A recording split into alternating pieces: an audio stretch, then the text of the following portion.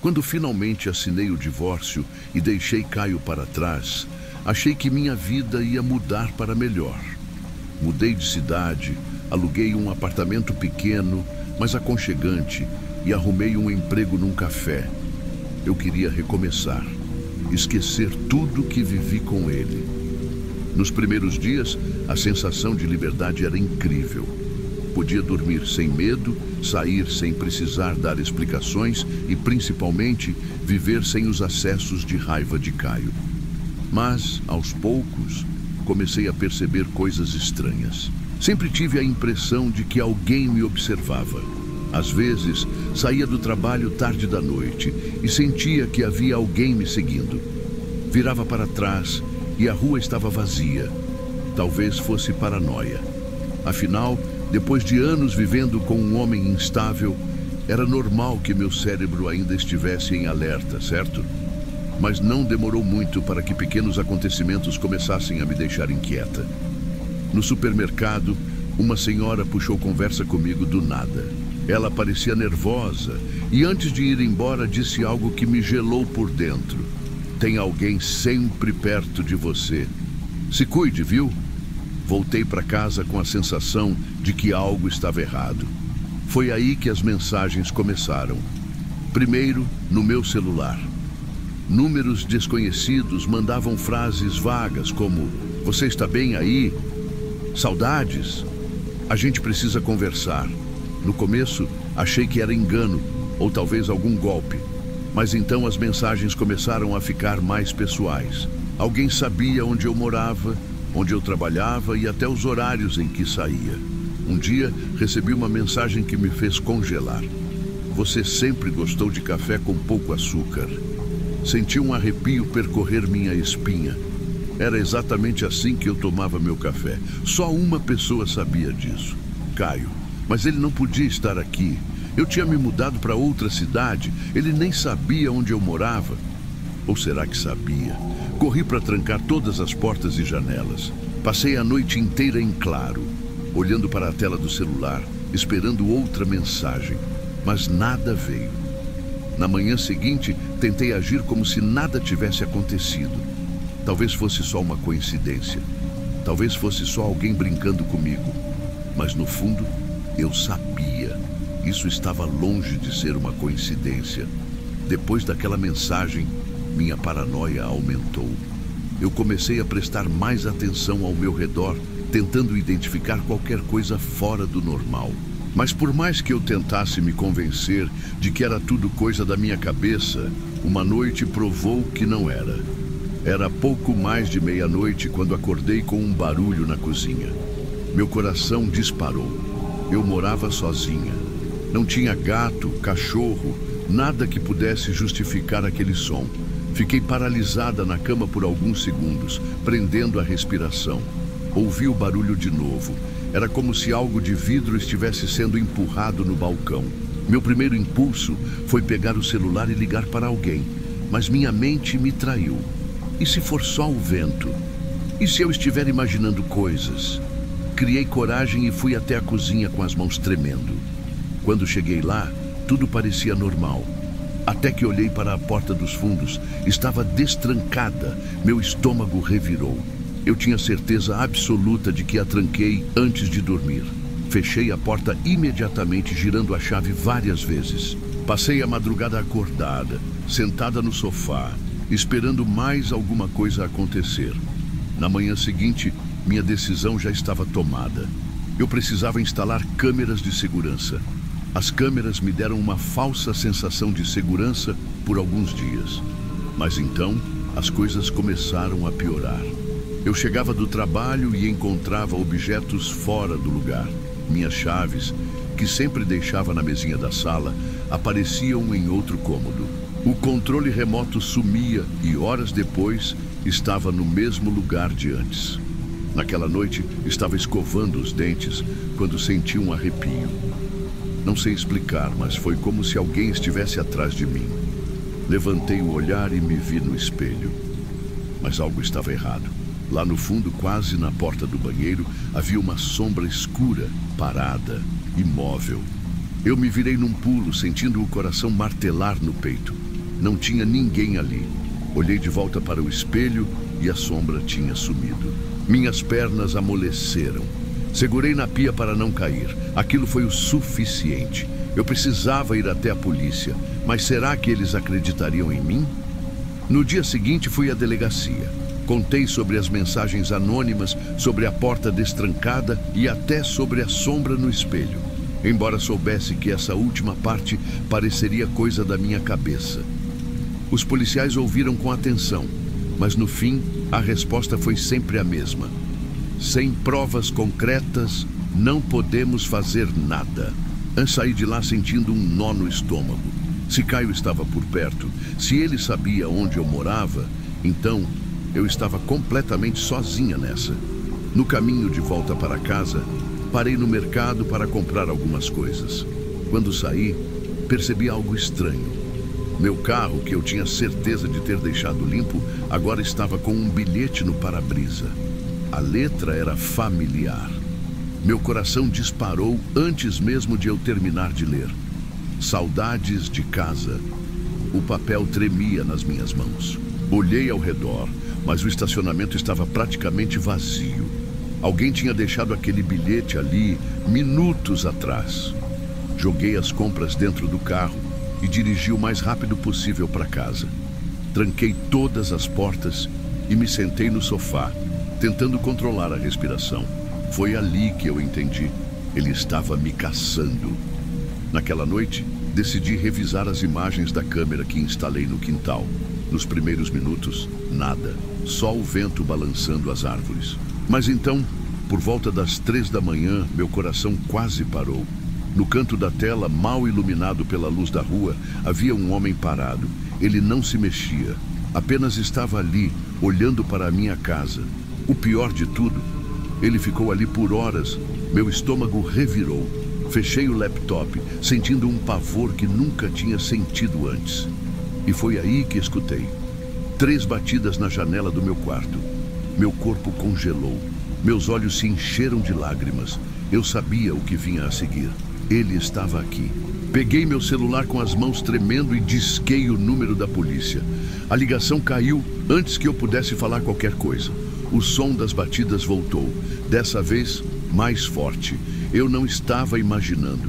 Ele estava do outro lado do vidro. As batidas continuaram. Eu fiquei paralisada. Cada célula do meu corpo gritava para eu correr, mas eu simplesmente não conseguia me mexer. O silêncio durou alguns segundos. Depois, ouvi o som de algo arranhando o vidro. Respirei fundo. Reuni toda a coragem que me restava e me aproximei da janela, tentando olhar sem ser vista. E então eu vi. No reflexo do vidro, a luz fraca da rua, estava ele, Caio. O choque foi tão grande que eu tropecei para trás, derrubando o abajur da mesinha. O barulho ecoou pelo quarto. Eu sabia que ele tinha me ouvido. O ar ficou pesado. Um silêncio sufocante tomou conta do ambiente. E então, sem aviso, a maçaneta da porta da frente começou a girar. Caio estava tentando entrar. Meu coração disparou. Corri para o celular e disquei a polícia de novo, mas dessa vez eu nem precisei falar. O atendente conseguiu ouvir o barulho da porta sendo forçada. "Fique na linha", ele disse. "Uma viatura está a caminho." Corri para o banheiro e me tranquei lá dentro, segurando a respiração.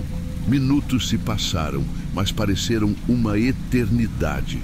A porta da frente rangia. Ele estava forçando a fechadura. Eu estava prestes a desmaiar de tanto medo quando, de repente, ouvi as sirenes. Caio também ouviu. O som dos passos se afastou rapidamente. Ouvi o portão bater. Abri a porta do banheiro devagar e corri para a sala. As luzes vermelhas da viatura piscavam lá fora. A polícia finalmente tinha chegado. Os policiais entraram com lanternas e armas em punho. Eles revistaram o quintal, os becos ao redor, mas Caio já tinha sumido. Mostrei as imagens da câmera, mostrei as mensagens, os bilhetes, tudo. Dessa vez, eles acreditaram em mim. Com as provas, consegui uma ordem de restrição, mas Caio ainda estava solto. Fiquei alguns dias na casa de uma amiga enquanto a polícia tentava encontrá-lo. Eu sabia que ele não ia desistir fácil, e eu estava certa. Pouco depois de sair da casa da minha amiga para buscar algumas roupas, encontrei o meu carro todo pichado. Você é minha. A polícia rastreou Caio e conseguiu capturá-lo dias depois. Ele tentou resistir à prisão, mas foi levado sob custódia. Descobriram que ele vinha me vigiando há meses. Ele tinha feito cópias das chaves do meu antigo apartamento e até tinha tentado invadir minha casa outras vezes antes daquela noite. Quando soube disso, meu sangue gelou. Caio foi preso e condenado por perseguição, invasão e tentativa de agressão. Mas mesmo com ele longe, o medo ainda morava dentro de mim. Eu sabia que não ia conseguir viver em paz ali. Cada sombra, cada barulho na rua fazia meu coração disparar. Então, tomei minha decisão. Me mudei para outro estado. Troquei de número, bloqueei todas as redes sociais e até mudei de nome. Aos poucos fui reconstruindo minha vida. Consegui um novo emprego, fiz novos amigos e finalmente comecei a respirar sem medo. Mas às vezes, mesmo depois de tudo, ainda acordo no meio da noite com a sensação de estar sendo observada. E por um segundo, tenho medo de olhar para a janela e ver ele de novo.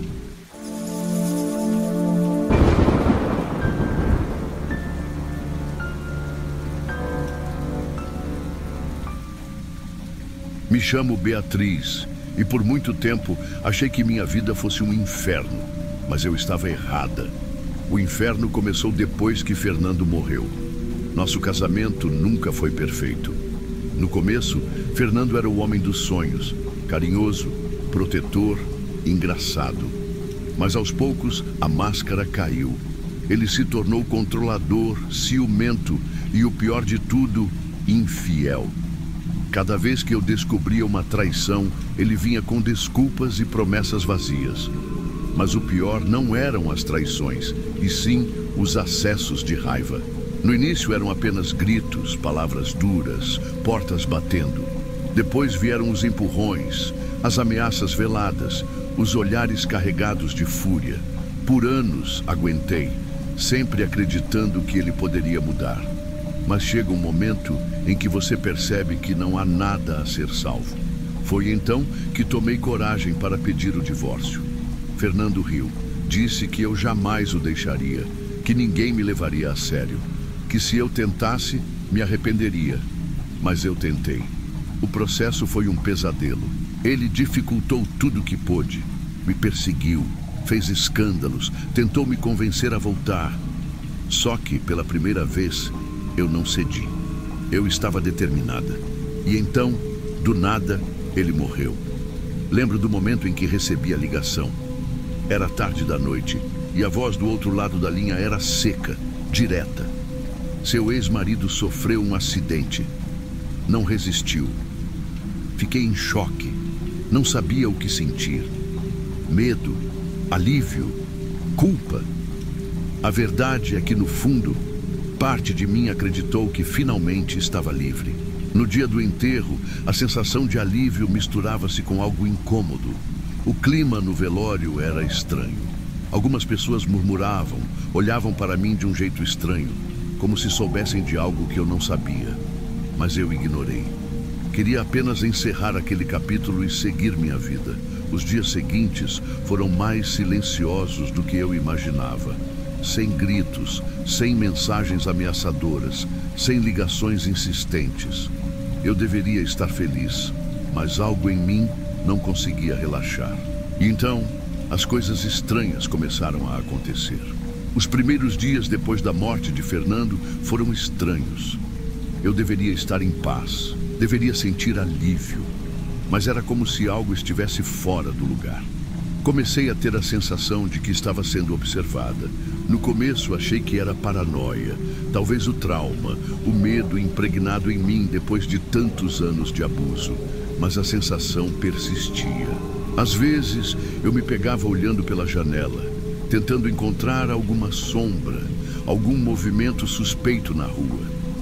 Deixei isso de lado. Estava me assustando à toa. Até que comecei a notar coisas estranhas dentro da minha casa. Uma cadeira fora do lugar. Um copo que eu tinha certeza de ter deixado na pia, aparecendo na mesa da sala. Portas que antes estavam fechadas, amanhecendo abertas. Eu tentei me convencer de que era distração, mas a verdade é que meu instinto gritava que tinha algo errado. Eu precisava de provas, então fiz o que qualquer pessoa sensata faria. Troquei as fechaduras e instalei câmeras de segurança. Isso deveria ter me tranquilizado, mas foi aí que as coisas ficaram piores. Naquela noite, acordei com um silêncio estranho. Sim, um silêncio. Porque meu cachorro, Thor, não latia, não se mexia. Ele sempre dormia ao pé da minha cama, mas quando olhei, ele não estava lá. Levantei e o chamei. Nada. A porta da frente estava encostada. Meu coração disparou. Eu tinha certeza absoluta de que a trancara antes de dormir. Peguei meu celular e saí pela casa, chamando Thor, procurando alguma coisa que fizesse sentido. Mas ele tinha sumido. Passei o dia seguinte inteiro procurando. Liguei para vizinhos, postei nas redes sociais, fui até a delegacia. Nada. Ele simplesmente desapareceu. 3 dias depois, quando já estava perdendo as esperanças, ouvi um barulho fraco na porta da frente. Abri com o coração na garganta. Thor estava lá. Mas ele não era mais o mesmo. Estava magro, sujo, com pequenos cortes pelo corpo. Tremia como se tivesse visto um demônio. Ajoelhei para abraçá-lo, tentando entender o que tinha acontecido. Foi quando notei algo preso à coleira dele, um pedaço de papel, dobrado várias vezes. Com as mãos trêmulas, abri. Sentiu minha falta? Aquela mensagem destruiu qualquer esperança que eu ainda tinha de que tudo não passava de paranoia. Sentiu minha falta? A única pessoa que poderia me mandar algo assim era Fernando. Mas Fernando estava morto, certo? Minha cabeça girava. Tentei me convencer de que era alguém fazendo uma brincadeira de mau gosto. Algum conhecido dele, talvez. Mas quem faria algo assim? Nas noites seguintes, comecei a dormir com todas as luzes acesas. Cada pequeno ruído me fazia prender a respiração. Eu sentia que minha casa já não era mais minha. Eu estava sendo vigiada. E então veio a ligação. Era tarde da noite, talvez 2 da manhã. Meu celular tocou, vibrando na mesa de cabeceira. Número privado. Meu coração disparou. Algo dentro de mim dizia para não atender. Mas eu atendi. Alô? Silêncio. Segundos se passaram. Meu peito subia e descia rapidamente. E então, do outro lado da linha, ouvi uma respiração ofegante. E logo depois, uma voz familiar, baixa e arrastada, sussurrando: "Saudades de mim?" Revisei as gravações da câmera de segurança da noite anterior. Meu sangue gelou. Na tela vi uma sombra. Uma figura masculina rondando minha casa. Ele andava lentamente, arrastando a mão ao longo da parede, como se estivesse marcando o território. Mesmo no escuro, eu reconheci aquele rosto. Era Fernando. Meu celular vibrou. Uma mensagem. Um vídeo de uma câmera de segurança de uma loja. Fernando comprando uma passagem de ônibus. Vivo. Fernando estava na minha casa, sentado no sofá, sorrindo. "Eu te avisei que você nunca me deixaria, Bia." Se aproximou. Havia uma faca na cintura dele. Eu corri. Agarrou meu braço, mas consegui me soltar. Liguei para a polícia. Sirenes. Fernando foi algemado, mas sorriu. Isso ainda não acabou. Dias depois recebi uma mensagem: "Vou voltar em breve."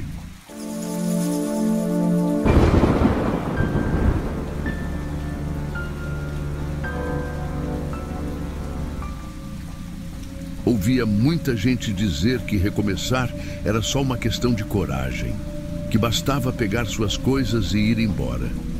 O que ninguém falava era sobre o medo que vinha junto. A sensação de que, a qualquer momento, alguém pode puxar você de volta.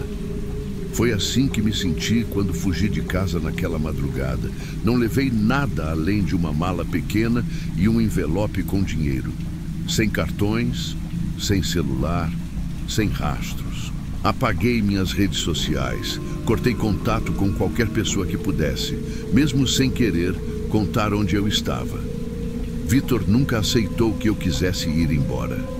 Durante anos, ele me fez acreditar que eu não conseguiria viver sem ele, que ninguém mais me amaria, que eu era dele e só dele. E quando eu finalmente tive coragem de sair, percebi que não era tão simples assim, porque ele não ia me deixar escapar. Dirigi a noite inteira, trocando de ônibus para garantir que ninguém me seguisse.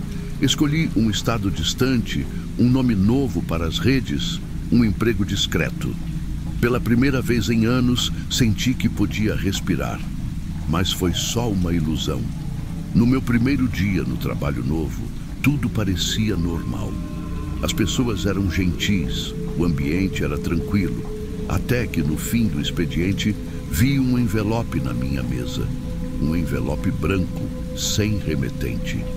Meus dedos tremiam quando abri. Dentro, um pequeno cartão com uma única palavra escrita: bem-vinda. E junto, um buquê de lírios brancos. Meus joelhos quase cederam. Meu chefe perguntou se eu estava bem, e eu forcei um sorriso, dizendo que devia ser um engano. Mas eu sabia. Ele sabia onde eu estava. Cheguei em casa e tranquei a porta tentando não surtar. Talvez fosse coincidência. Talvez alguém do trabalho tivesse me enviado as flores sem más intenções. Mas no fundo, eu já sabia a verdade. Isso era só o começo. Depois daquela noite, fiquei alerta. Qualquer movimento estranho, qualquer olhar diferente, qualquer barulho fora do normal, tudo me deixava nervosa. Mas os dias passaram e nada aconteceu. Nenhum outro bilhete, nenhum outro presente. Talvez eu estivesse exagerando. Talvez não fosse ele. Até que, numa noite qualquer, resolvi criar uma nova conta nas redes sociais. Usei um nome falso, coloquei uma foto genérica e adicionei apenas colegas do trabalho. No começo, tudo parecia tranquilo. Mas então vieram os seguidores estranhos. Perfis sem fotos, sem amigos em comum, sem postagens. Apenas nomes aleatórios, como se tivessem sido criados às pressas. Bloqueei todos. Achei que isso bastava. Naquela mesma noite, recebi uma mensagem. Você acha que pode fugir? Meu coração disparou. Meu estômago revirou. Era ele de novo. Fechei a conta na hora. Deletei tudo. Mas o medo já tinha se instalado. Ele estava me observando. Tentei me convencer de que estava paranoica, que talvez fosse só um trote. Mas naquela noite uma notificação surgiu no meu e-mail. Remetente desconhecido. Assunto: lindo apartamento, Isabela. Eu deveria ter ignorado. Deveria ter excluído sem abrir. Mas cliquei. O vídeo começou a rodar. Era curto e mostrava eu mesma. Eu chegando do trabalho, destrancando a porta, entrando no meu apartamento. A câmera tremia, como se alguém estivesse escondido, filmando de longe. O pânico me paralisou. Corri até a janela. Tentei olhar a rua lá embaixo. Estava vazia. Ou parecia estar. Ele sabia onde eu morava. Minha respiração estava tão rápida que quase desmaiei. Isso não era só perseguição. Era um aviso. Ele estava perto. Muito perto. Não dormi naquela noite. Como poderia? Toda vez que fechava os olhos, imaginava Vitor ali, me observando da escuridão, pronto para me puxar de volta para aquele inferno. No dia seguinte, sem pensar duas vezes, fui até a delegacia. Precisava denunciar, precisava de ajuda. Expliquei tudo para o policial de plantão. Contei sobre o passado, sobre os bilhetes, sobre o vídeo. Ele me ouviu em silêncio, anotando cada palavra. Quando terminei, ele respirou fundo e disse: Isabela Martins, certo? Meu estômago afundou. Sim. Ele trocou olhares com um colega ao lado, pegou o telefone e fez uma busca no sistema. Olha, Acho que tem algo que você precisa ver. Ele virou a tela para mim. Ali, registrado na delegacia, estava um boletim de ocorrência, feito por Vitor. E o pior era sobre mim. Dizia que eu era mentalmente instável, que tinha fugido com nossos filhos, que ele estava preocupado comigo. Meus filhos? Eu nem sequer tenho filhos. Isso não é verdade. Ele está mentindo. Minha voz falhou. O policial franziu a testa como se estivesse me analisando. Então, você jura que não tem filhos? Eu senti o chão sumir. Vitor não queria só me perseguir. Ele queria que ninguém acreditasse em mim. Saí da delegacia sabendo que não podia mais confiar em ninguém. Ele estava controlando tudo. Se conseguisse me fazer passar por louca, então eu nunca mais teria paz. Fiz a única coisa que me restava. Fugi de novo. Peguei um ônibus qualquer, sem destino. Passei a noite viajando até encontrar um hotel barato numa cidade onde ninguém me conhecia. Dessa vez, não contei a ninguém onde estava. Desliguei o telefone, apaguei todas as contas. Aqui, ele não me encontraria. Dessa vez, eu conseguiria desaparecer. Os primeiros dias foram tranquilos. Eu ficava dentro do quarto. Saía apenas para comer. Evitava qualquer contato. Comecei a pensar que, finalmente, ele tinha desistido. Até que, naquela noite, tudo mudou. Alguém bateu na porta. Era um som leve, insistente. Meu sangue gelou. Segurei a respiração, esperando que fosse engano. Mas a batida veio de novo. E então, uma voz suave sussurrou do outro lado. Isabela, eu sempre te encontro. Meu corpo inteiro congelou. Era ele. Vitor estava do outro lado da porta. Minhas pernas tremiam tanto que mal consegui dar um passo para trás. Meus olhos corriam pelo quarto, procurando algo, qualquer coisa que pudesse me ajudar, mas não havia para onde correr. Eu estava no fim do corredor, no último andar de um hotel barato. A única coisa entre nós era aquela porta fina de madeira. Ele bateu de novo. Toque, toque, toque, leve, paciente.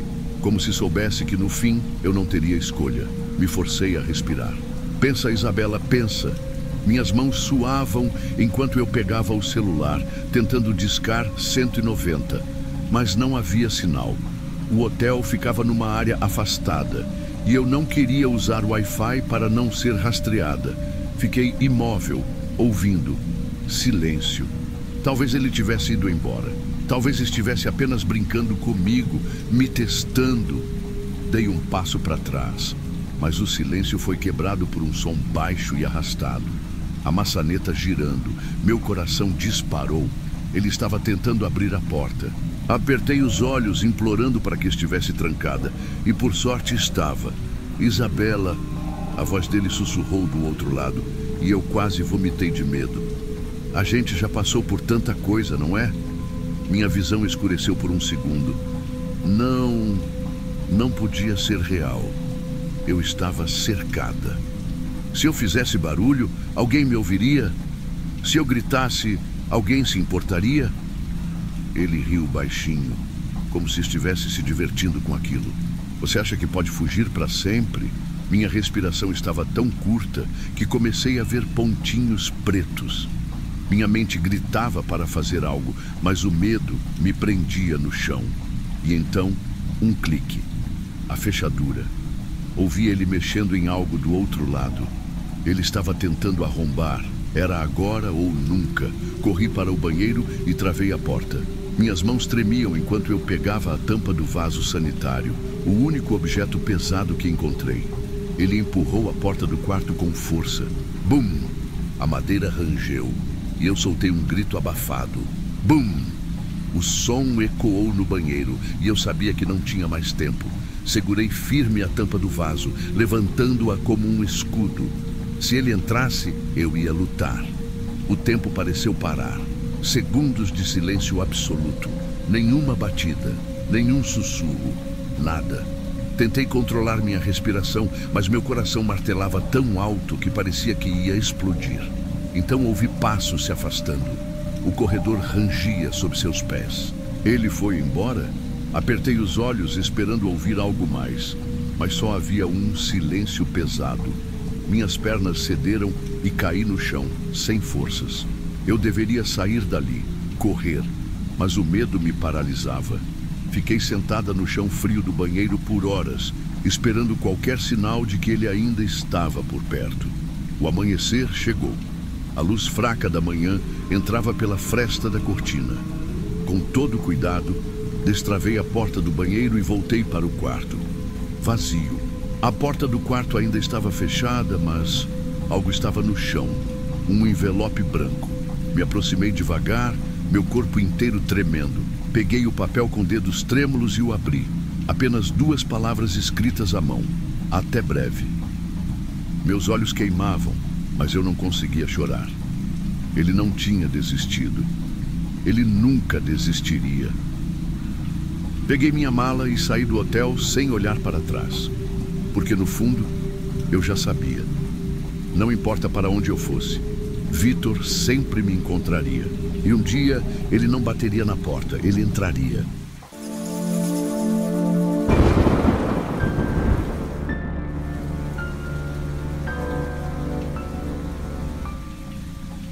Meu nome não importa. O que importa é a história que eu preciso contar, porque se eu soubesse o que sei hoje, minha vida teria sido completamente diferente.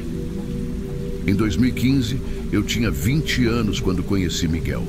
Na época, ele parecia perfeito. Carismático, protetor, aquele tipo de homem que te faz sentir especial. Mas olhando para trás, eu vejo como fui cega. Como caí na armadilha. No começo, tudo era maravilhoso. Ele me tratava como se eu fosse a coisa mais preciosa do mundo. Mas com o tempo, pequenos detalhes começaram a surgir. Ele não gostava que eu falasse com certos amigos. Dizia que minha família era tóxica e que eu deveria confiar apenas nele. No começo, eu achava que ele estava cuidando de mim. Mas logo percebi que era o contrário. Ele estava me isolando. A primeira vez que ele gritou comigo, fiquei em choque. Disse que tinha sido só um momento de estresse, que me amava, que nunca mais faria aquilo. Eu acreditei, eu sempre acreditava. Mas a verdade é que cada desculpa era só um aviso do que ainda estava por vir. Os anos passaram e em 2019 eu engravidei. Pensei que isso mudaria as coisas. Pensei que ele ficaria mais calmo, mais responsável. Mas foi aí que o verdadeiro pesadelo começou. Miguel se tornou possessivo, violento e paranoico. Eu não podia sair de casa sem ele perguntar onde eu estava indo. Ele controlava minhas redes sociais, minhas mensagens, até meu dinheiro. E quando eu tentava reagir, ele dizia que era para o meu próprio bem. Eu estava presa e não via saída. Passei 2 anos vivendo assim, 2 anos andando em ovos, tentando evitar os acessos de raiva dele. Até que um dia, algo dentro de mim quebrou. Foi em 2021. Ele voltou para casa bêbado, furioso, porque achava que eu estava escondendo algo. Jogou meu celular contra a parede e tentou me arrastar pelo braço. Eu me soltei, corri para o banheiro e tranquei a porta. Fiquei ali ouvindo ele esmurrar a madeira, gritando que se eu não abrisse, ele ia arrebentar tudo. Foi ali, sentada no chão frio, tremendo, que percebi. Se eu não saísse daquela casa, um dia eu não sairia viva. No dia seguinte, liguei para minha melhor amiga e contei tudo. Ela me ajudou a conseguir um advogado e depois de meses de idas e vindas na justiça, finalmente consegui uma medida protetiva. Miguel foi expulso de casa, mas ele não aceitou o fim. Nos meses seguintes, ele começou a me perseguir. Me ligava de números desconhecidos. Aparecia na porta da minha casa de madrugada. Uma vez, deixou um bilhete no meu carro. Você nunca vai se livrar de mim. Eu deveria ter saído da cidade. Deveria ter sumido. Mas na época eu achava que ele só estava blefando. Então, em agosto de 2022, recebi a notícia. Miguel foi encontrado morto em um motel. Aparentemente, ele tirou a própria vida. Eu pensei que depois de tudo, eu finalmente estava livre. Eu estava errada, muito errada. Depois da morte de Miguel, um peso saiu das minhas costas. Pela primeira vez em anos, eu podia respirar. Parei de olhar por cima do ombro, parei de ter medo de abrir a porta de casa. Aos poucos, comecei a reconstruir minha vida. Mas a paz durou pouco.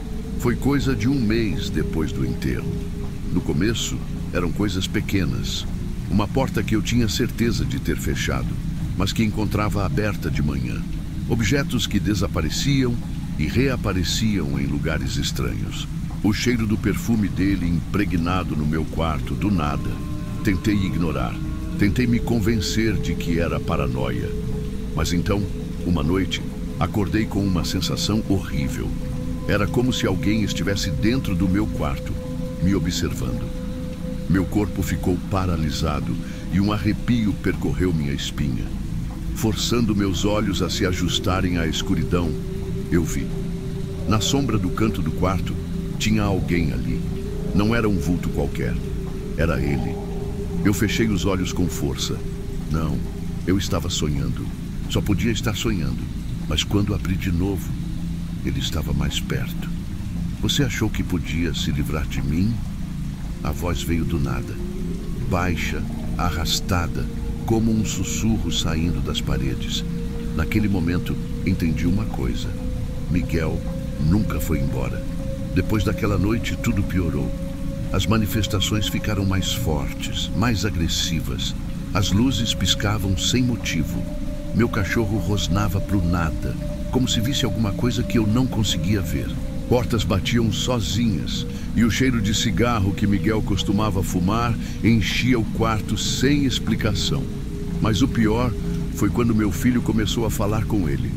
Uma tarde, enquanto eu lavava a louça, ouvi meu filho rindo sozinho na sala. Perguntei o que ele estava fazendo. Ele apontou para o canto vazio e disse: "Tô brincando com o papai." Naquele instante, meu sangue gelou. Comecei a evitar ficar sozinha à noite. Mas Miguel, ou o que quer que fosse aquela coisa, não ia embora. Uma noite acordei com uma sensação de sufocamento. Não conseguia me mexer. Algo segurava meu peito com força, como se mãos invisíveis estivessem me prendendo.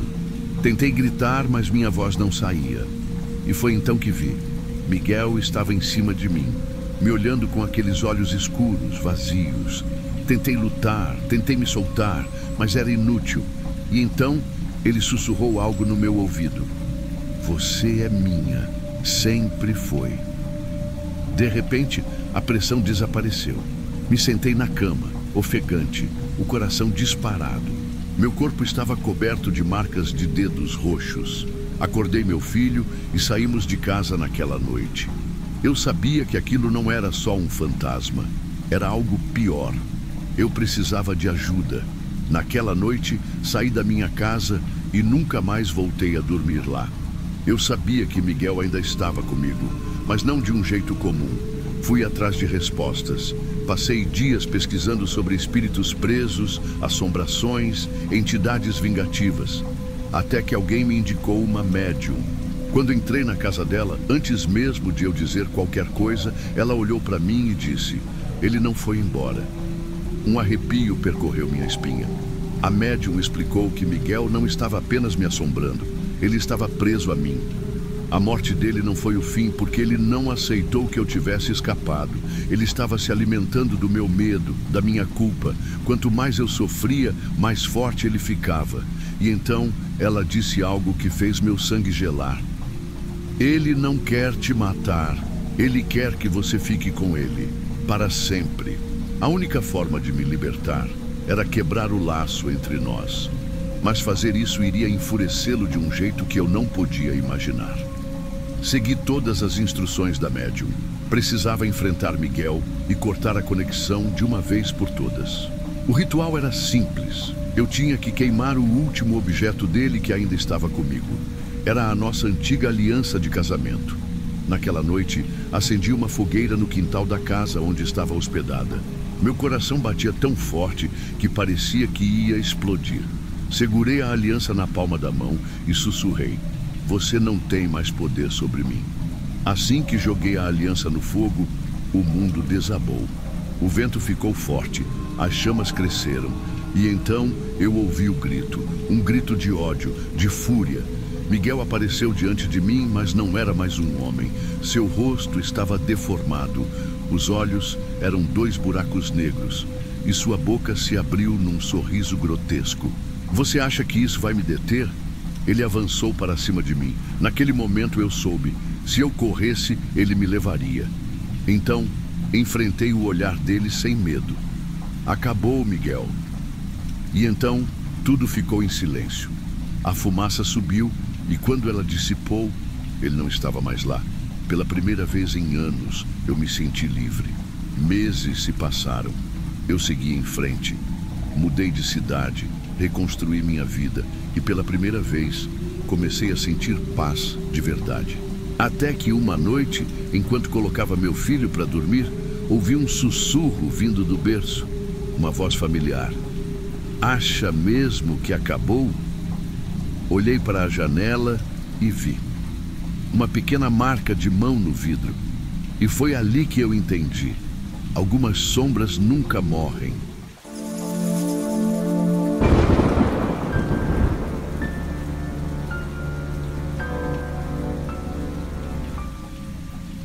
Sabe quando você pensa que encontrou o amor da sua vida? Pois é, foi exatamente isso que eu pensei quando conheci Kaique.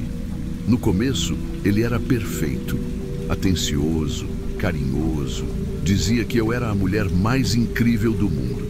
Mas as coisas começaram a mudar. No início, foram pequenos comentários que eu achava que era ciúme bobo.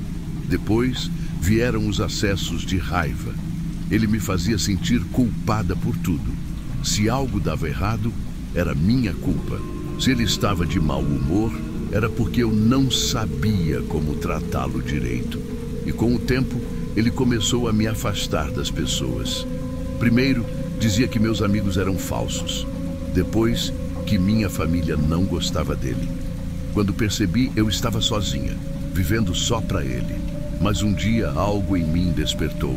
Não foi um momento de revelação, não foi um grande evento. Foi só um dia comum em que olhei para mim mesma no espelho e percebi que eu não era mais eu. Eu era uma sombra da pessoa que já fui. Peguei minhas coisas e fui embora. O problema é que Kaique nunca aceitou isso. A princípio, ele tentou o jogo da culpa. Dizia que me amava, que não podia viver sem mim. Quando viu que eu não voltaria, ele mudou. Passou a me mandar mensagens, ligar de madrugada, aparecer na minha porta chorando, dizendo que ia se matar. Mas eu me mantive firme. O que eu não sabia é que aquilo era só o começo. O tempo passou e eu achei que ele tinha seguido em frente. Mas aí começaram as coincidências. Eu ia ao mercado e do nada ele estava lá, parado no corredor, olhando para mim. Ia ao shopping e minutos depois recebia uma mensagem. Gostei do seu vestido. Ele sabia onde eu estava. Sempre. Teve um dia em que fui buscar meu filho na escola e ao sair vi um carro igual ao dele estacionado do outro lado da rua. A princípio, achei que era paranoia. Mas quando entrei no carro, meu celular vibrou. Ele está crescendo rápido, né? Foi ali que eu percebi que não era coisa da minha cabeça. Ele estava me seguindo. Tentei denunciar, mas sem provas concretas ninguém podia fazer nada. Me disseram para tomar cuidado e não provocar. Como se eu tivesse feito alguma coisa. Então vieram os recados na porta da minha casa. Bilhetes escritos à mão, dizendo que sentia minha falta, que queria conversar. E depois vieram os presentes. Um urso de pelúcia, um buquê de flores, um envelope com fotos nossas antigas. Era como se ele quisesse me lembrar de quem eu fui ao lado dele. Como se tentasse me puxar de volta para aquele inferno. E foi aí que eu soube. Kaique não ia parar. Depois dos presentes vieram as mentiras. No começo, eram boatos pequenos. Pessoas que começaram a me olhar estranho, cochichar quando eu passava. Até que um dia, uma amiga me ligou e disse: "Você viu o que estão falando de você na internet?" Meu coração disparou. Quando abri meu perfil, vi que alguém tinha criado uma conta falsa e estava espalhando histórias absurdas. Diziam que eu era infiel, que tinha enganado Kaique, que eu era uma mãe ruim. As mensagens eram piores. Todo mundo sabe o que você fez. Você é uma vergonha como mãe. E pior, ele começou a mandar mensagens para o meu chefe. Alegou que eu roubava da empresa, que eu era irresponsável. Meu chefe me chamou para conversar e perguntou se eu estava bem. Disse que não acreditava em tudo aquilo, mas que precisava manter a reputação da empresa. Kaique estava me destruindo aos poucos. Mas o pior ainda estava por vir. Uma noite, enquanto eu colocava meu filho para dormir, recebi uma mensagem que me gelou a espinha. Era uma foto da frente da escola dele e junto apenas uma frase: cuidado por onde ele anda. Depois daquela mensagem, eu soube que não dava mais para ignorar. Corri para a polícia, mostrei tudo. As mensagens, os bilhetes, as fotos. Eles fizeram um boletim de ocorrência e disseram que iam analisar o caso. Mas Kaique era esperto. Ele nunca deixava rastros suficientes. Os dias passaram e eu comecei a perceber coisas estranhas dentro de casa. Objetos fora do lugar. Luzes que eu tinha certeza de que desliguei, acesas de novo. Meu cachorro começou a ficar agitado, latia para o nada no meio da noite. Até que uma noite, cheguei em casa e senti um cheiro estranho no ar. Uma mistura de perfume masculino e algo metálico. Fui até o quarto do meu filho e gelei. Na parede, bem ao lado da cama, tinha algo escrito com tinta vermelha: você ainda é minha. Saí correndo da casa com meu filho nos braços. Liguei para a polícia. Quando chegaram, a fechadura não estava forçada. Não havia sinais de invasão. Disseram que eu poderia ter esquecido uma janela aberta.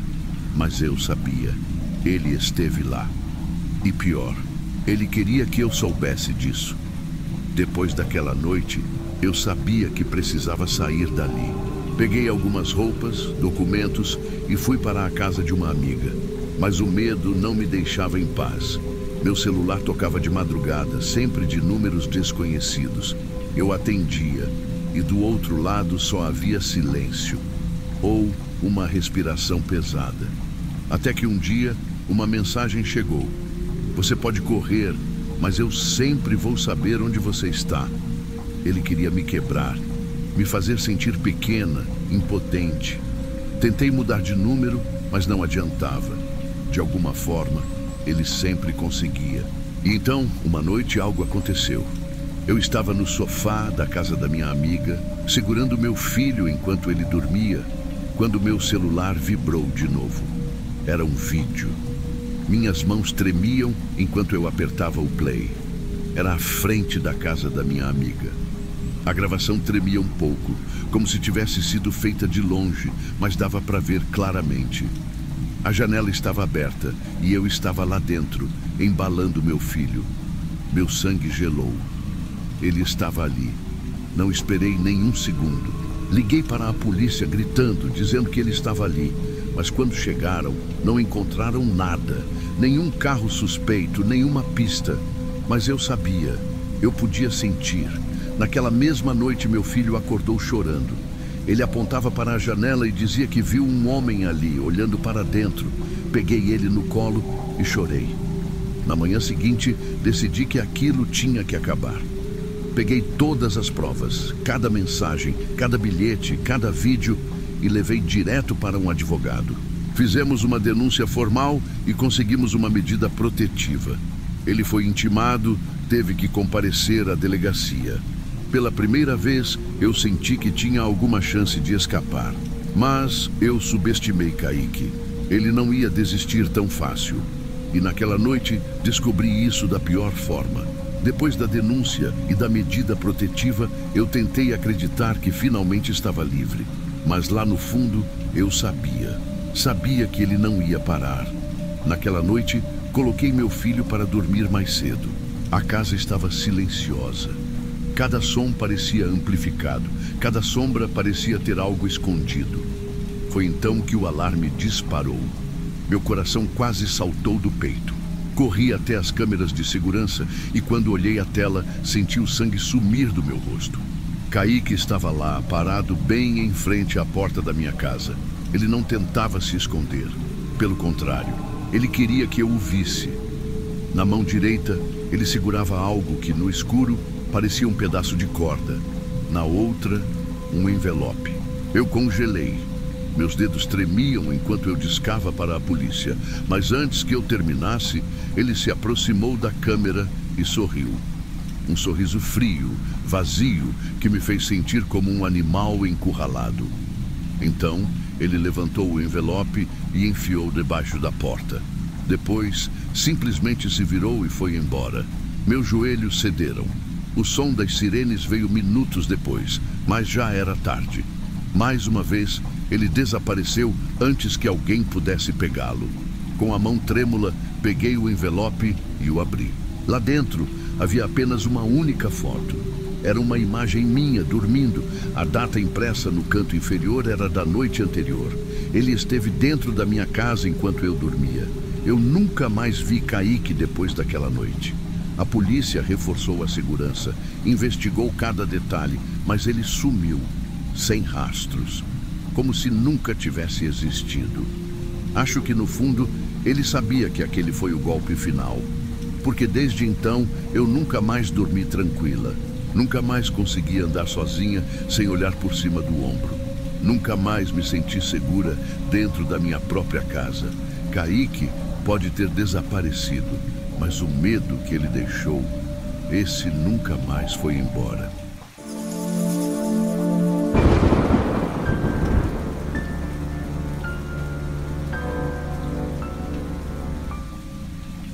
Eu tinha apenas 20 anos quando me casei com Henrique.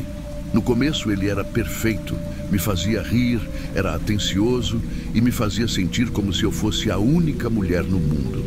Eu me apaixonei rápido e em menos de um ano já estávamos casados. Parecia um conto de fadas, mas contos de fadas não existem. A primeira vez que percebi que algo estava errado foi logo depois da lua de mel.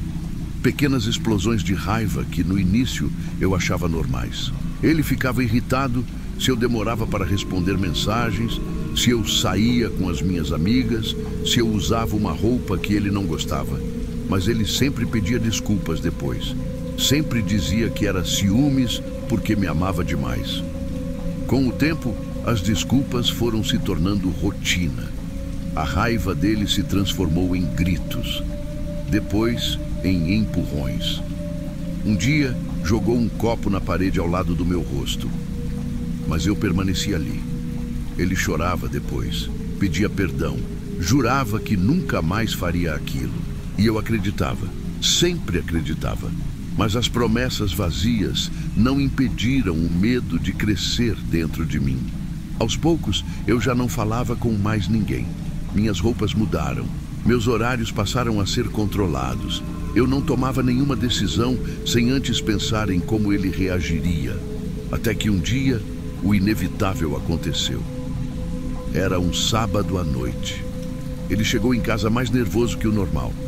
Perguntou onde eu tinha estado, mesmo sabendo que eu tinha passado o dia todo em casa. Antes que eu pudesse responder, ele me empurrou contra a parede. Dessa vez não houve um pedido de desculpas depois. Ele apenas saiu e me deixou ali, tremendo, sentindo o peso do medo me esmagar. Naquela noite, decidi que era hora de sair daquela casa. Mas eu não fazia ideia do que estava por vir. Fugir não foi fácil. Esperei até que ele saísse para o trabalho, juntei algumas roupas e corri para a casa de uma amiga. Liguei para um advogado e dei início ao divórcio. Eu achei que depois disso estaria livre, mas ele não aceitou. As ligações começaram no dia seguinte. No início, ele chorava, implorava para que eu voltasse. Dizia que sem mim, ele não era ninguém, que ia mudar, que ia fazer terapia. Quando viu que eu não voltaria, as ameaças começaram. Ele ligava de madrugada, ficava em silêncio na linha. Enviava mensagens dizendo que eu ia me arrepender. Uma semana depois, fui até minha antiga casa pegar o resto das minhas coisas. A porta estava destrancada. Entrei cautelosa e, para minha surpresa, nada parecia fora do lugar. Até que vi meu celular antigo na mesa da sala. Peguei o aparelho e, quando olhei a tela, meu sangue gelou. Havia uma foto minha dormindo. uma foto tirada naquela mesma noite. Naquele momento eu soube que ele tinha estado ali, dentro da casa da minha amiga. Ele sabia onde eu estava. E aquilo foi só o começo. Depois daquela foto, eu soube que minha vida nunca mais seria a mesma. Tentei mudar de endereço, mas Henrique me encontrou. Tentei trocar de número, mas ele sempre descobria. Eu não sabia como, mas ele sabia tudo sobre mim. Para onde eu ia, com quem eu falava, quais eram meus novos horários. A primeira vez que o vi do lado de fora do meu trabalho, meu coração disparou. Ele estava encostado no carro, me olhando como se nada tivesse acontecido. Eu tentei ignorar, mas no dia seguinte, lá estava ele de novo. E no outro também. Passei a ver o carro dele estacionado na minha rua. No começo, achei que fosse paranoia, mas então as mensagens voltaram. Você acha que pode fugir de mim? Eu sei onde você mora. Se não podemos ser felizes juntos, então você não será feliz com ninguém. A polícia dizia que não podia fazer nada. Afinal, ele ainda não tinha me machucado de novo. Mas eu sabia que era questão de tempo. Uma noite, ao chegar em casa, senti um arrepio gelado percorrer minha espinha. Algo estava errado. A porta estava trancada, mas havia um cheiro estranho no ar. Um cheiro forte, metálico. Ao acender a luz, meu estômago revirou. Havia sangue no chão. E no meio da sala, uma caixa. Com as mãos trêmulas, abri a tampa. Lá dentro, um pássaro morto, junto com um bilhete. Se você não pode ser minha, não será de mais ninguém. Naquela noite eu soube que minha única opção era fugir. Consegui um novo apartamento e me mudei no dia seguinte, mas o medo me acompanhou. Henrique não desistiria tão fácil, e eu estava certa. Os meses passaram, mas a sensação de estar sendo observada nunca me abandonou. Meus amigos tentavam me tranquilizar, diziam que ele ia acabar cansando, mas eu sabia que não. Então começaram os sinais. Rosas vermelhas na porta do meu novo prédio. Ligações de números desconhecidos onde ninguém falava nada. Objetos dentro da minha casa que eu não me lembrava de ter deixado ali. E então, o pior aconteceu. Meu novo namorado começou a receber mensagens estranhas. Ela nunca vai ser sua. Ela ainda me pertence. Cuidado para não acabar como os outros. Eu sabia que aquilo só podia ter vindo de Henrique, mas a polícia ainda dizia que não podia fazer nada. Naquela noite, eu chorei até dormir. E quando acordei de madrugada para beber água, quase morri de susto. No espelho do banheiro, escrito com batom vermelho, havia uma única frase: "Boa noite, meu amor." Ele tinha estado ali, dentro da minha casa, e eu não fazia ideia de como ele tinha entrado. Depois daquela noite, eu soube que não estava mais segura. Henrique não era só um homem ciumento e possessivo. Ele era um monstro. E eu era a presa. Tranquei todas as portas e janelas. Instalei câmeras dentro e fora de casa. Avisei meu chefe e meus amigos para nunca darem informações sobre mim. Mas nada disso adiantou. O medo tomou conta da minha vida. Eu saía do trabalho sempre olhando por cima do ombro. Dormia com uma faca embaixo do travesseiro. Qualquer barulho me fazia pular de susto. Mas por mais que eu tentasse me esconder, Henrique sempre me encontrava. Numa sexta-feira à noite, saí do trabalho e fui até o estacionamento. O lugar estava deserto. As luzes fracas piscavam, criando sombras nas paredes. Meu coração já estava acelerado antes mesmo de perceber. Então, senti aquela sensação de estar sendo observada. Apertei o passo, tentando ignorar, mas logo ouvi um barulho de passos ecoando atrás de mim. Virei a esquina e ali estava ele, encostado no meu carro como se me esperasse. O pânico tomou conta de mim. Minhas mãos tremiam tanto que deixei as chaves caírem no chão. Tentei pegá-las, mas antes que conseguisse, ele deu um passo à frente. "Eu te avisei." A voz dele era fria, sem emoção. Meu corpo congelou. Cada célula do meu ser gritava para correr, mas minhas pernas não se moviam. Ele deu mais um passo e outro. E então, um brilho metálico chamou minha atenção. uma faca. Meu coração quase parou. Sem pensar, girei nos calcanhares e corri. Meus pés batiam no chão do estacionamento enquanto eu lutava para encontrar uma saída. Os passos dele vinham logo atrás. Eu sabia que não ia conseguir escapar. Então, vi um carro da polícia parado na rua, logo à frente do estacionamento. Corri o mais rápido que pude, gritando por socorro. O policial que estava dentro do carro levantou a cabeça na mesma hora. Henrique parou atrás de mim. Fuzilou o policial com os olhos e então deu meia volta, sumindo na escuridão. Eu desabei no chão, chorando. O policial tentou acalmar minha respiração. Perguntou se eu estava bem, mas nada daquilo importava. Henrique tinha tentado me matar. E de alguma forma, eu sabia que ele ainda não tinha desistido. Depois daquela noite, eu não podia mais ficar ali. Henrique estava ficando cada vez mais ousado, cada vez mais perigoso. Se eu não fugisse agora, talvez não tivesse outra chance. Na madrugada seguinte, arrumei uma mala com o essencial. Peguei meus documentos, algum dinheiro e saí de casa sem olhar para trás. Não contei para ninguém para onde ia. Não liguei para amigos, não fiz postagens em redes sociais. Eu precisava desaparecer. Fui para uma cidade pequena, longe de tudo. Passei meses olhando por cima do ombro, com medo de que ele me encontrasse. E então, um dia, uma notícia me encontrou primeiro. Henrique tinha sido preso. A polícia pegou ele tentando invadir a casa de outra mulher. Ele já estava fazendo com ela o que tinha feito comigo. Naquela noite, chorei de alívio pela primeira vez em anos. O medo não sumiu completamente. Ainda acordo sobressaltada com pesadelos. Ainda evito certos lugares, certos horários, mas estou viva. E mais do que isso, sou livre. O passado me assombra, mas não me define. Henrique queria que minha história terminasse em tragédia, mas eu escrevi um final diferente. Eu sobrevivi.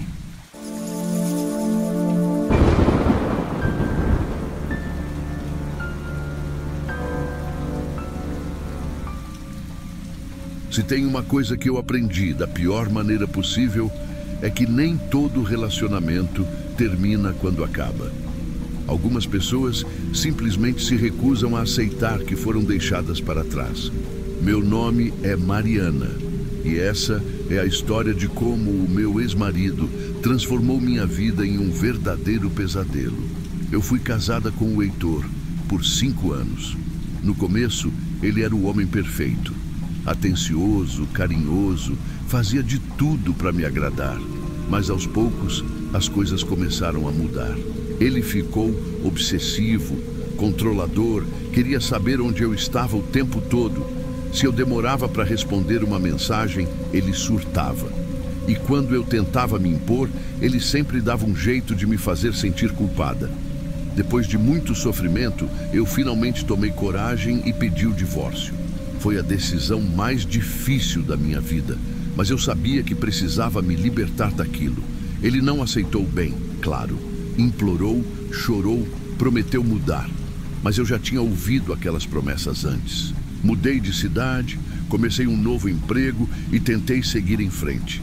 Nos primeiros meses parecia que tudo estava bem. Eu evitava redes sociais, não dava pistas sobre onde estava, fazia de tudo para evitar que ele me encontrasse. Mas mesmo assim, eu tinha uma sensação estranha o tempo todo, como se estivesse sendo observada. Eu tentava ignorar, achando que era coisa da minha cabeça. Até que um dia, voltei do trabalho e encontrei um buquê de lírios brancos na porta do meu apartamento. Não tinha remetente, apenas um bilhete. Ainda penso em você todos os dias. Na mesma hora, meu coração disparou. Heitor sempre me dava lírios brancos no nosso aniversário de casamento. Eu queria acreditar que era coincidência, que podia ser de qualquer um, mas no fundo eu sabia a verdade. Ele me encontrou. Depois daquele buquê, tentei manter a calma. Joguei as flores no lixo, tranquei bem a porta e me convenci de que talvez eu estivesse exagerando. Mas a verdade é que dali em diante as coisas só pioraram. Comecei a receber mensagens estranhas no celular. Números desconhecidos, sem foto de perfil. O azul combina com você. No dia que recebi essa, eu estava usando uma blusa azul. Que bom que chegou bem em casa. Essa veio minutos depois que eu entrei no meu prédio. Fui até a operadora tentar rastrear os números, mas todos estavam registrados como pré-pagos, sem dono identificado. Bloqueei um por um, mas novos sempre surgiam. Foi aí que percebi que Heitor não estava só me mandando mensagens. Ele estava me observando. Passei a olhar mais ao redor, tentar notar rostos familiares. Mas não importava o quanto eu prestasse atenção, nunca via nada suspeito. Era como se ele fosse um fantasma, sempre um passo à frente. Uma noite decidi sair com uma amiga para tentar espairecer. Fomos a um restaurante novo, nada muito badalado. Mas enquanto conversávamos, uma notificação iluminou a tela do meu celular. Aproveite o jantar. Meu número era diferente, mas a mensagem era a mesma. Ele sabia onde eu estava. Saímos dali o mais rápido possível. Minha amiga tentou me tranquilizar, dizendo que podia ser só coincidência, mas eu sabia que não era. E no fundo, eu sentia que aquilo era só o começo. Depois daquela mensagem no restaurante, eu não conseguia mais relaxar. Parecia que a qualquer momento ele ia aparecer, que ele estava sempre ali, escondido, me observando. Comecei a mudar meus horários, pegar rotas diferentes para o trabalho, mas nada adiantava. Eu sempre sentia aquele arrepio na nuca, aquela sensação de que tinha alguém me seguindo. Foi numa dessas caminhadas que eu quase tive certeza. Eu tinha acabado de sair do mercado quando vi um homem parado do outro lado da rua. O capuz cobrindo parte do rosto, as mãos no bolso. Meu coração disparou. Mesmo sem enxergar direito, eu sabia que era ele. Apressando o passo, entrei numa cafeteria movimentada e fiquei lá por quase 1 hora, fingindo estar entretida no celular. Quando finalmente tomei coragem para sair, olhei para os lados. Ele não estava mais lá. Naquela noite não consegui dormir direito. Cada pequeno barulho me fazia pular da cama. Na manhã seguinte, quando saí para trabalhar, reparei algo estranho. Havia pegadas de lama na frente da minha porta. O problema? Não tinha chovido há dias. Passei o resto do dia tentando encontrar explicações lógicas. Talvez fosse algum vizinho, talvez fosse coisa da minha cabeça. Mas a cada novo sinal, meu medo só aumentava. Foi quando eu percebi que não importava para onde eu fosse, ele sempre estaria por perto. Depois de tanto tempo vivendo com medo, minha irmã insistiu para que eu passasse uns dias com ela. Você precisa sair um pouco desse ambiente, ela disse. Mudar de ares vai te fazer bem. A ideia parecia ótima. Ela morava a algumas horas de distância, num bairro tranquilo. Eu me sentia segura com ela. Mas essa sensação não durou muito. Na primeira noite lá, decidimos sair para jantar. Escolhemos um restaurante pequeno, nada muito chamativo. Eu finalmente me sentia um pouco mais leve, até que meu celular vibrou. Belo lugar para jantar. Gelei. Levantei a cabeça imediatamente e olhei ao redor. As pessoas estavam conversando, rindo, comendo. Ninguém parecia suspeito, mas ele estava ali. Minha irmã percebeu meu pânico e perguntou o que tinha acontecido. Mostrei a mensagem para ela e sua expressão ficou séria. Você contou para mais alguém que vinha para cá? Neguei com a cabeça. Eu não tinha postado nada, não tinha avisado ninguém além dela. Então como ele sabia? Meu coração estava disparado.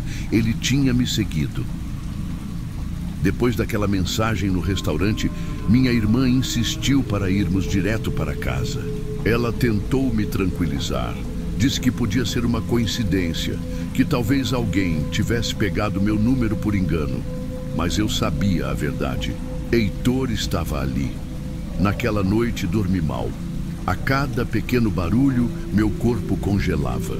Eu sabia que estava segura com minha irmã, mas aquela sensação de ser vigiada não passava.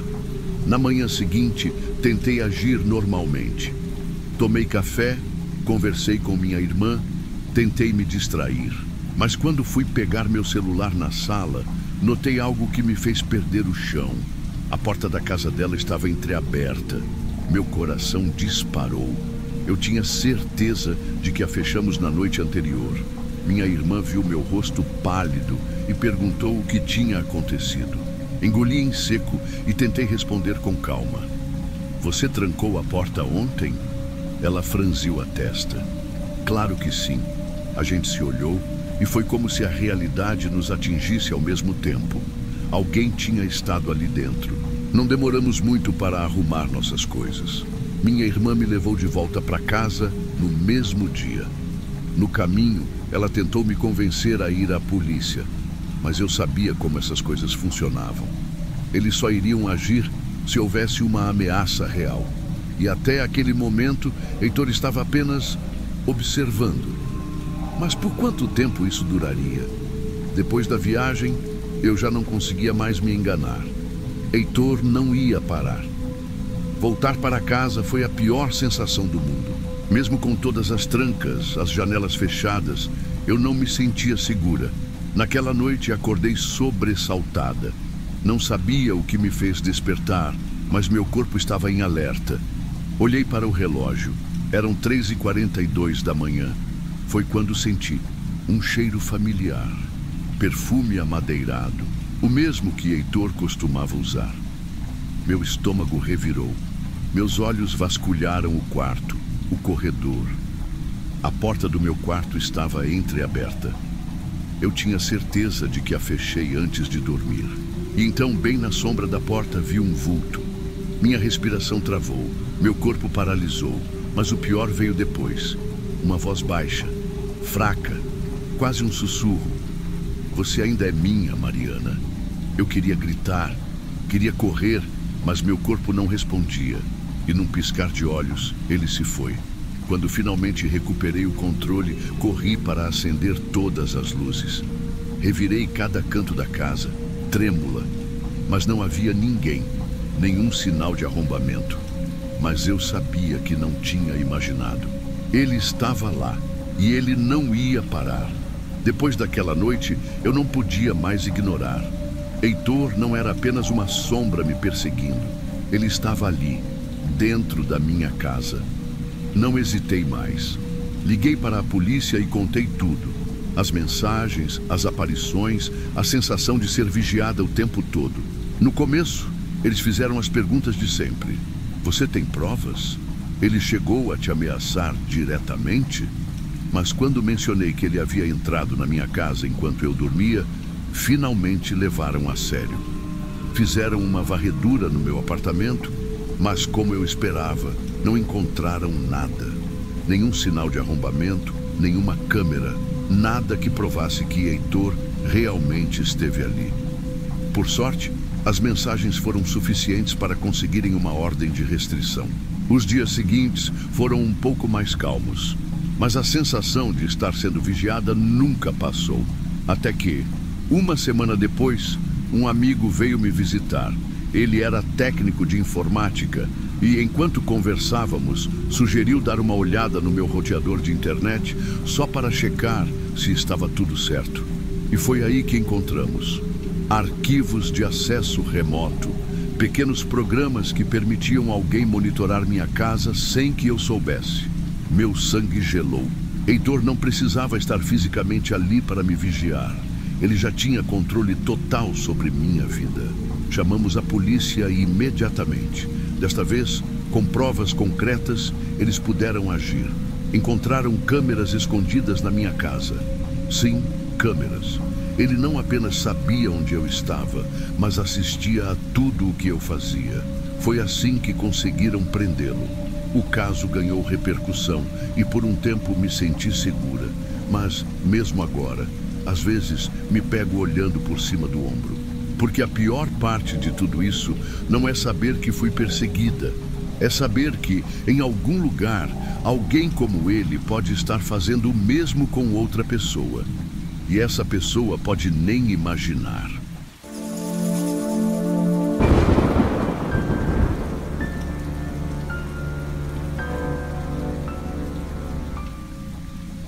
Quando eu finalmente consegui me livrar do Francisco, achei que minha vida ia recomeçar. Passei anos sufocada naquela relação, sendo controlada, manipulada. E quando percebi, eu já não era mais eu. Eu era só uma sombra de mim mesma. A ideia de fugir sempre esteve na minha cabeça, mas o medo me paralisava. Ele sempre dizia que, se eu tentasse escapar, me encontraria. Mas eu fugi. E por um tempo, acreditei que estava segura. Mudei de cidade, aluguei uma casinha simples e comecei uma nova vida. No início, estranhei o silêncio. Antes, minha vida era gritos, ameaças e aquele sentimento constante de andar sobre cacos de vidro. Agora, só havia paz. Ou pelo menos, era o que eu pensava. Nos primeiros dias, tentei me convencer de que tudo ia ficar bem. Conheci algumas pessoas novas, comecei a trabalhar remotamente e fiz questão de apagar qualquer rastro que ele pudesse usar para me achar. Mas no fundo, o medo nunca desapareceu completamente. E não demorou muito para eu perceber que algo estava errado. No começo, eram só detalhes. Um copo que eu tinha certeza de ter deixado na pia aparecia na mesa da sala. Minha bolsa parecia mais leve, como se alguém tivesse mexido. Pequenas coisas, coisas que qualquer pessoa chamaria de distração, mas eu sabia que não era. O silêncio da casa, que antes me trazia paz, começou a me incomodar. Às vezes, eu sentia como se alguém estivesse me observando. Uma sensação estranha, como quando você sente um olhar nas costas, mas ao se virar, não há ninguém ali. Foi numa dessas noites que aconteceu a primeira coisa realmente assustadora. Eu tinha acabado de me deitar quando ouvi um barulho na cozinha. Algo pequeno, um ruído discreto, como se alguém tivesse tocado em um copo. Meu coração acelerou. Fiquei paralisada por alguns segundos, esperando ouvir mais alguma coisa. Silêncio. Levantei devagar e caminhei até a cozinha, cada passo parecendo ecoar na minha cabeça. Acendi a luz. Tudo parecia normal. Mas quando olhei para a mesa, minha pele gelou. O copo que eu tinha deixado na pia estava ali, bem no centro da mesa. Eu morava sozinha. Tentei me convencer de que devia ter colocado ali sem perceber, mas eu sabia que não tinha, e aquilo era só o começo. Naquela noite, não consegui dormir. Fiquei deitada na cama, com os olhos fixos no teto, tentando encontrar uma explicação racional para o que estava acontecendo. Talvez fosse só cansaço. Talvez minha mente estivesse me pregando peças. Mas então o telefone tocou. Era quase 3 da manhã. Um número desconhecido piscava na tela. Meu coração disparou. Eu não queria atender. Algo dentro de mim gritava para eu ignorar. Mas ao mesmo tempo, não consegui evitar. Peguei o telefone com mãos trêmulas e deslizei o dedo pela tela. Alô? Silêncio. A respiração do outro lado era baixa, quase imperceptível, mas estava lá. Não precisei ouvir uma palavra para saber. Eu sabia quem era. Francisco. Meu peito apertou. Um nó se formou na minha garganta. Ele tinha me encontrado? Como? Eu não tinha deixado rastros. Eu me certifiquei disso. O que você quer? Minha voz saiu trêmula. Nada. Nenhuma resposta. Apenas um som baixo. Um sussurro quase imperceptível. Depois, a ligação caiu. Meus dedos estavam tão trêmulos que mal consegui tocar na tela para verificar o número. Eu precisava ter certeza. Mas quando olhei, não havia registro da chamada. Ela simplesmente não existia. Na manhã seguinte, acordei com a cabeça latejando. Mal tinha dormido. Cada som, cada sombra, parecia um alerta de que algo estava errado. E estava. Quando fui até a porta da frente, percebi algo que fez meu sangue gelar. Ela estava destrancada. Eu tinha certeza de que a tranquei antes de dormir. Sempre trancava. Era quase um ritual. Verificar a porta, checar as janelas, garantir que tudo estivesse seguro. Mas agora ela estava aberta, como se alguém tivesse entrado ou saído durante a noite. Corri para as janelas. Todas pareciam normais. mas senti uma corrente de ar gelada vindo do quarto. Quando entrei, vi que a janela estava aberta. Francisco sempre fazia isso. Ele nunca arrombava nada. Ele gostava de me fazer sentir vulnerável. Gostava de brincar com o meu medo. Respirei fundo e tentei me acalmar. Eu estava ficando paranoica. Passei o dia inteiro tensa, olhando por cima do ombro, tentando encontrar alguma explicação. Mas não havia nenhuma. E naquela noite, antes de dormir, revisei cada tranca, cada janela. Até coloquei uma cadeira na frente da porta, só para ter certeza. Mas quando acordei na manhã seguinte, a porta estava aberta de novo. E desta vez, havia pegadas sujas no chão da sala. Pegadas que não eram minhas. Depois de ver aquelas pegadas, um pânico tomou conta de mim. Meu coração batia tão forte que parecia querer sair do peito. Peguei meu celular e liguei para a polícia. O atendente me ouviu com um tom entediado. Perguntou se havia sinais de arrombamento. Não havia. Perguntou se eu tinha visto alguém. Não tinha. Apenas pegadas. Ele suspirou. Disse que não podiam fazer nada além de mandar uma viatura dar uma volta pela vizinhança. Eu sabia que aquilo não adiantaria. No fundo, eu sabia que era Francisco. Ele estava jogando comigo. Passei o dia trancada em casa, com todas as cortinas fechadas.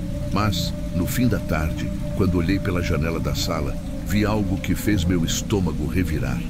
No final da rua, parado sob um poste de luz piscante, havia um homem. Ele usava um casaco preto e um capuz que cobria parte do rosto. Não se mexia. Apenas ficou ali, parado, como se estivesse esperando alguma coisa. Me afastei da janela imediatamente. Meu corpo inteiro tremia. Depois de alguns minutos, tomei coragem para olhar de novo. Ele não estava mais lá. Naquela noite, eu não consegui dormir. Cada pequeno barulho me fazia prender a respiração. Cada sombra no quarto parecia se mexer. De manhã, decidi tomar uma atitude. Instalei novas fechaduras, comprei câmeras de segurança e coloquei na porta da frente. Se ele voltasse, eu teria provas. Tentei continuar minha vida normalmente, mas o medo nunca me deixava. 2 dias depois, encontrei um envelope na minha porta. Sem remetente, sem nada escrito. Apenas um envelope branco. Com as mãos trêmulas, abri. Dentro, havia apenas uma flor, uma rosa branca. Meu coração disparou. Francisco sempre me dava rosas brancas quando fazia algo terrível. Era a forma dele de pedir desculpas. Ele estava ali. Ele sabia onde eu morava e, pior ainda, ele queria que eu soubesse. Depois de encontrar aquela rosa, um frio percorreu minha espinha. Meu instinto gritava que aquilo não ia acabar bem. Passei o dia revendo as gravações das câmeras que instalei. Precisava de alguma prova, mas não havia nada. Nenhuma movimentação suspeita, nenhuma pessoa na porta. Então, como aquele envelope apareceu ali? Tentei manter a calma. Talvez fosse só mais um jogo mental. Francisco adorava fazer isso. Sabia exatamente como me deixar paranoica. Quando a noite chegou, me tranquei no quarto. Revisei todas as fechaduras, tranquei as janelas e me deitei, tentando ignorar o medo que tomava conta de mim. Mas não demorou para começar. No meio da madrugada, ouvi um sussurro, baixo, arrastado, vindo do corredor. Meu corpo ficou paralisado. Prendi a respiração, tentando escutar melhor. Você sentiu minha falta? O sussurro veio de novo. Dessa vez, bem perto da porta do meu quarto. Meu corpo inteiro gelou. Era Francisco. Ou era alguém que sabia exatamente como ele falava comigo. Apertei o celular na minha mão e disquei o número da polícia com os dedos trêmulos. Mas antes que eu pudesse ligar, um pensamento me atingiu como um choque. Francisco não poderia estar ali. Ele estava morto. Eu mesma tinha visto a notícia. Um acidente de carro, 1 ano atrás. Eu nunca fui ao enterro, mas sabia que ele tinha morrido. Então, quem estava me atormentando? O pânico se transformou em algo pior. Algo que eu não conseguia entender. Me levantei devagar e abri a porta do quarto, esperando encontrar alguém ali. Mas o corredor estava vazio. A casa inteira estava em silêncio. Apenas uma coisa tinha mudado. A rosa branca que eu tinha jogado fora mais cedo estava de volta, no meio da sala. Eu não sabia mais o que era real e o que era fruto do meu medo. Francisco estava morto. Eu tinha certeza disso. Mas as ligações, os objetos fora do lugar, os sussurros, tudo apontava para ele. Passei o dia tentando me convencer de que havia uma explicação lógica. Talvez alguém estivesse se passando por ele. Talvez alguém quisesse me enlouquecer. Mas quem? E por quê? Quando a noite caiu, decidi que não podia mais ficar ali. Peguei minha mala e comecei a jogar algumas roupas dentro. Eu ia sair daquela casa. Mas quando cheguei à porta, algo me fez congelar. A fechadura estava trancada, por fora. Tentei abrir de todas as formas, mas não adiantava. Corri até as janelas. Todas estavam fechadas, presas como se alguém tivesse selado a casa inteira, enquanto eu não percebia. Foi quando meu celular vibrou. Uma nova mensagem. Você pode fugir, mas nunca se livrará de mim. Meu coração quase parou. Meus dedos tremiam tanto que quase deixei o telefone cair. Olhei ao redor, tentando encontrar alguma saída, mas foi então que vi o pior. No espelho da sala, atrás de mim, havia uma sombra. Ela se mexia e sorria. Eu queria correr, queria gritar, mas meu corpo estava travado. A sombra se aproximou. Meu reflexo se distorceu. E então eu ouvi a voz dele. Sentiu minha falta. Meu estômago revirou. Não era possível. Ele estava morto. A luz piscou. E por um segundo o vi com clareza. Francisco estava ali, parado atrás de mim, com o mesmo sorriso doentio de sempre. Tentei me virar, mas meu corpo não respondia. O espelho se tornou a única coisa que refletia a verdade. Francisco nunca foi embora. Ele nunca me deixou, porque de alguma forma ele sempre esteve aqui. O celular vibrou uma última vez. Atenda. Olhei para a tela. O nome que aparecia era impossível. Francisco está ligando. A última coisa que ouvi foi o som da ligação sendo atendida sozinha. Depois disso, só houve escuridão.